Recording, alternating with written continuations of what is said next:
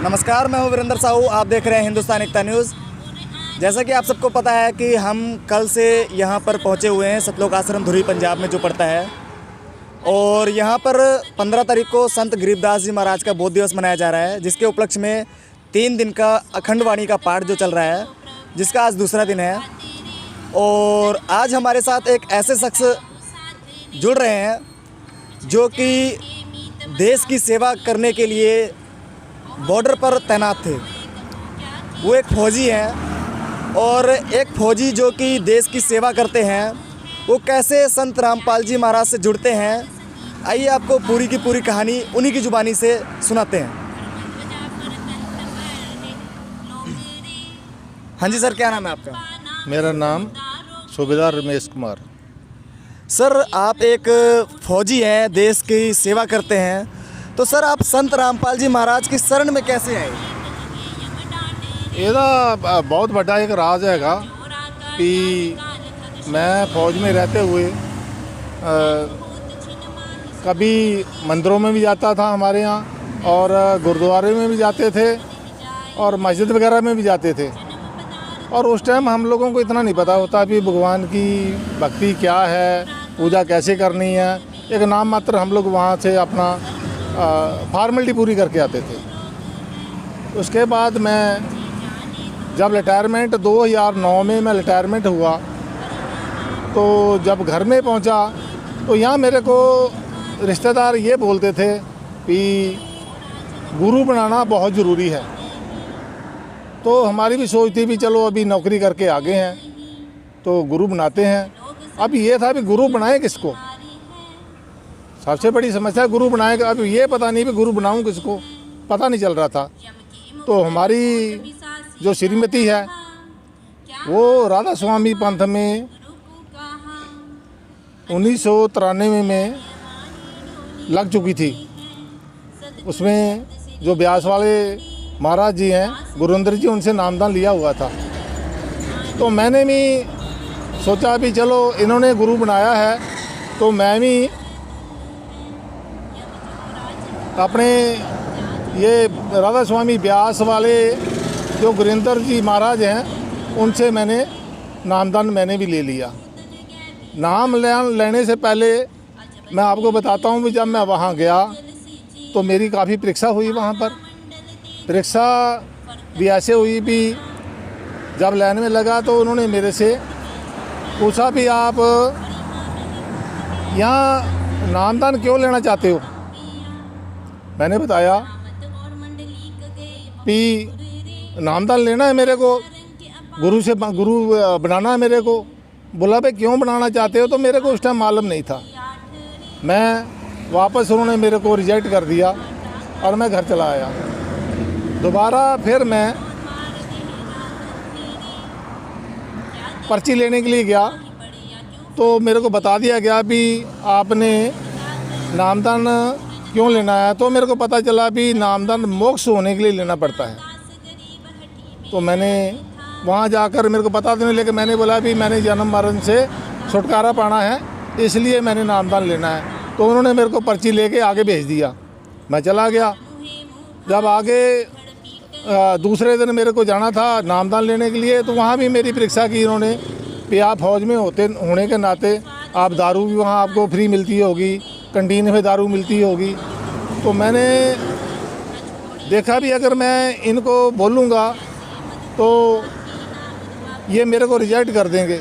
तो मेरे को वहाँ झूठ बोलना पड़ा कि मैं दारू की बोतल दारू नहीं लेता, ना पीता हूँ ना लेता हूँ। मतलब झूठ बोलना पड़ा वहाँ पर। तो उन्होंने मेरे लास्ट टाइम तक मेरे पूछते रहे कि आपको रिजेक्ट करते हैं, आप फौजी आदमी हैं, आप दारू लेते हैं। तो मैंने बोला मैं दारू नहीं लेता, जबकि लेता था। तो नामदान ले लिया मैंने वहाँ पर। तो जब मैं नामदान ले लिया तो घर में उस साल मैंने नामदान जप किया। और जब मैं नामदान जाप करता था तो चादर ले लेनी, ऊपर आंखें बंद कर लेनी, कानों में उंगली डाल लेनी, आँखों पे उंगली लगा लेनी। तो ध्यान हम ये मत्थे के ऊपर लगाने की कोशिश करते थे कि हमारा ध्यान वहाँ टिका रहे। हम गुरु की तरफ देखने की कोशिश करते थे कि गुरु हमारी आंखों में नज़र आए। लेकिन होता ये था कि हम लोगों को, मेरे को नींद आ जाती थी, सो पता तब चलता था जबकि आंखें में नींद पूरी आई, तब पता चलता भी हाँ मैं सिमरन में बैठा हुआ हूँ, तो पता कुछ नहीं चलता था। दूसरा, जो उन्होंने मेरे को 5 नामदान दिए हुए थे, नामदान तो हम जाप करते थे, लेकिन उन नामदानों का हमारे को हकीकत में पता नहीं था कि उस नामदान का मतलब क्या है। उसी को ऐसे ही हम रटते रहते थे, सुबह शाम, पता नहीं था क्या नामदान, माला सोहंग का मतलब क्या है, सतनाम का क्या मतलब है, हरारन का क्या मतलब है, ज्योत निरंजन का क्या मतलब, हमें इसके बारे में कुछ नहीं मालूम था। उसके बाद में मैं बीच में टेलीविज़न देख रहा था। टेलीविज़न देखते ही संत रामपाल जी महाराज जी किताबें पढ़ते थे। जब किताबें पढ़ते थे मैं बोलता था, उस चैनल को आगे कर देता था कि क्या ये किताबें पढ़ के सुना रहे हैं। तो महसूस हुआ, एक दिन बार बार जब सुबह भी लगाऊं तब भी वो आता था, शाम को लाऊं तब भी वो चैनल आता था। तो मैंने क्या किया कि चलो आज इसको ना, शनिवार वाला दिन था, उस दिन 2 घंटे का लगभग चैनल आता था, सत्संग आता था। मैंने वो सुना। सुनने के बाद में उन्होंने बोला कि ब्रह्मा विष्णु महेश की भी मृत्यु होती है। बड़ा अचंभा हुआ भी इन्हीं की मृत्यु होती है। तो मैंने जो है ना फिर देखा कि संत रामपाल जी महाराज आशीर्वाद भी देते हैं, और बड़ा मेरे को अच्छा लगा कि हमें राधा स्वामी मत में जाते थे, सत्संग में जाते थे, तो वहाँ पर महाराज जी को देखते थे, वो बस अपनी आते थे स्टेज के ऊपर और अपनी गद्दी के ऊपर भी जो है वो नमस्कार करते थे। कभी किसी को आशीर्वाद नहीं उन्होंने दिया सिर के ऊपर रख के, लेकिन संत रामपाल जी आशीर्वाद देते थे सिर के ऊपर रख के। तो वो टेलीविज़न में दिखाते थे, तो बड़ा अच्छा लगता था कि यार ये संत जो है ना कि हमें जो है ना आशीर्वाद देते हैं सब भक्तों को। मैं बड़ा अभी फिर तुलना करने लगा मैं कि क्या गुरुविंदर महाराज जी भी आशीर्वाद देते हैं, तो हम तरस जाते थे। सुबह 4 बजे बस से जाते थे और 6 बजे हम वहाँ पहुँच जाते थे, और सबसे आगे वाला जो ग्रुप होता था, जो पंडाल बनाया होता था, उसमें बैठते थे कि सबसे आगे बैठेंगे और नज़दीक से उनके दर्शन करेंगे। लेकिन होता ये था कि आगे जो है ना, जो बड़े बड़े लोग होते थे, उनकी सफ़ेद कुर्सियाँ के ऊपर गद्दी लगा के वो उसके ऊपर बैठते थे।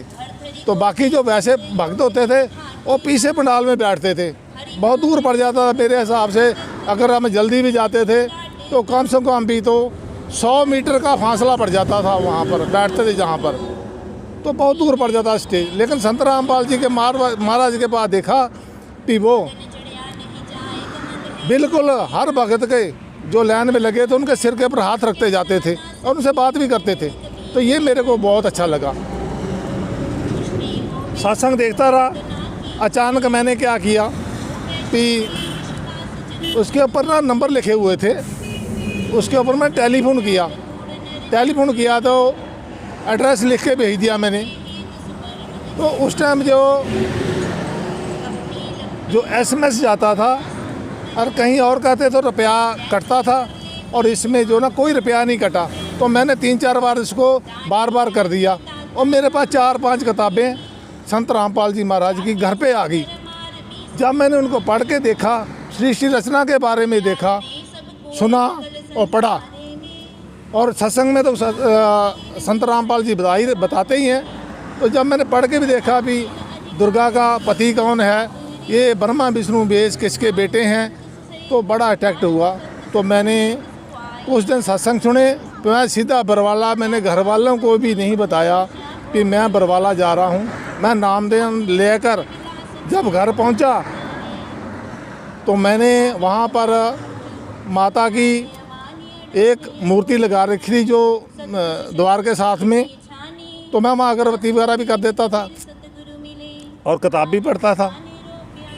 तो जब मैंने जाते ही वो किताब पूरी की पूरी हटा दी वहाँ पर, तो घर वाले देखे कि ये आज ये क्या कर रहा है, कौन सी पूजा कर रहा है, जोत जगा रहा है ये। क्योंकि अभी हम जोत जगाते थे वहाँ पर, संत रामपाल जी ने महाराज से नामदान लेके वो जोत जगाने के लिए बोला था। जब हमने जोत जगाई तो घर वाले भी देख रहे क्या लंबा पढ़ के दंडवत प्रणाम कर रहा है, क्योंकि पहले हम कभी ऐसे लंबे हो गए प्रणाम किया ही नहीं हमने। ठीक है जी, हमने कभी प्रणाम नहीं वैसे किया। तो ये हमारी वो, उसके बाद जब मैंने नामदान ले लिया तो संत रामपाल के जो बताए हुए नियम के हिसाब से चलने लगा। तो मेरे रिश्तेदार भी नाराज़ होने लगे भी ये क्या करता है, किसी का खाता नहीं है, किसी से ले किसी को कुछ देता नहीं है, आशीर्वाद नहीं देता है। तो मैंने अपनी माता को भी बता दिया, माता मैं आशीर्वाद आज के बाद ना मैं पैर आपको छूऊंगा, ना मैं कोई ऐसा काम करूंगा। तो माता मेरी बोली ठीक है बेटे, आप जैसे करते हो वैसे करो, कोई आपको कोई वो नहीं है, मैं आप वैसे खुश रहो, ठीक है ना, हंस के बोलो वो ठीक है। तो वैसे ही हमने किया। हमारे माता पिता कभी हमारे से नाराज़ नहीं हुए, लेकिन जो हमारी रिश्तेदारी है वो ज़रूर बोलती रही है कि आपने किसके साथ क्यों नामदान ले लिया, आपने सारा कुछ छोड़ दिया, रिश्तेदारी में नहीं जाते आप, किसी का खाते नहीं हो, किसी को देते नहीं हो। तो सर आप एक फ़ौजी हैं और फौजी जो है वो फ़ौज में ड्रिंकिंग वगैरह करना कंपलसरी होता है। तो अब आप संत रामपाल जी महाराज से जुड़ चुके हैं, तो क्या अब भी आप ड्रिंक करते हैं? नहीं, ऐसा नहीं है। अभी फ़ौज के अंदर जो कंपलसरी नशा करना होता है वो ज़रूरी नहीं है। अगर वो नशा करना चाहता है, क्योंकि फ़ौज के अंदर 1-2 पैक जो मिलते हैं, और कोई ज़रूरी नहीं है भी जो अगर पीना चाहता है तो पीवे, लेकिन जो नहीं पीना चाहता तो ना पीवे। तो नशे के साथ साथ में हम बीड़ी भी पीते थे, सिगरेट भी पीते थे, साथ में तम्बाकू भी खाते थे। और हमने बहुत कोशिश किया उस तम्बाकू को छोड़ने के लिए, लेकिन हमसे छूटा नहीं। बहुत कोशिश किया हमने छोड़ने के लिए। और जब कभी श्राद्ध होता था, जो श्राद्ध आते हैं पंडित वगैरह पितृ पूजा करते हैं, तो उन दिनों में सको हम लोग बोलते थे, खूब मीट खाते थे हम लोग पितृ पूजा जब होती थी, क्योंकि बाकी सब तो पंडित वगैरह जो है ये छोड़ देते थे मांस खाना, लोग हम लोग उन दिनों में खूब मांस खाते थे। तो बहुत बड़ा हमारे को जो है ना ये एक मांस खाने की आदत पड़ी हुई थी फौज के अंदर होने के नाते, और शराब भी हम खूब पीते थे जी। तो सर आपकी शराब फिर कैसे छूटी? शराब छूटने का कारण बहुत अच्छा, जब मैं बरवाला बस अड्डे के ऊपर बीड़ी पिया और बंडल वहीं छोड़ दिया, संत रामपाल महाराज के सतलोक आश्रम पहुंचा। वहाँ पर जब संत रामपाल महाराज के द्वारा मैंने नामदान लिया, उसके बाद में हमारे को नशे का पता नहीं, हमने बीड़ी पीनी है, तम्बाकू खाना है, शराब पीनी है, ऑटोमेटिक ही नशा छूट गया। संत रामपाल महाराज जी का नामदान लेते ही नशा छूट जाता है, अगर आप सही भक्ति करते हैं तो। ठीक जी।